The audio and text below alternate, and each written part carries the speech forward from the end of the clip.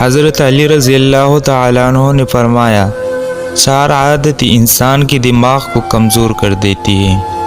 حضرت علی رضی اللہ تعالیٰ عنہ سے پوچھا گیا کہ وہ کون سی عادتیں ہیں جو انسان کے دماغ کو کمزور کر دیتی ہے؟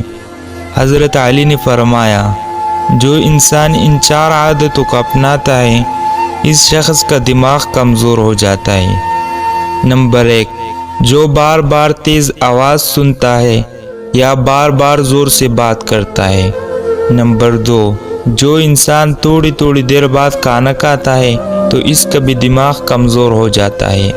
نمبر 3، جو انسان ایک ہی جگہ پر بیٹھا رہتا ہے، کوئی بھی جسمانی کام نہیں کرتا، سارا دن لیٹا رہتا ہے یا بیٹھا رہتا ہے تو اس کا دماغ کمزور ہونا شروع ہو جاتا ہے۔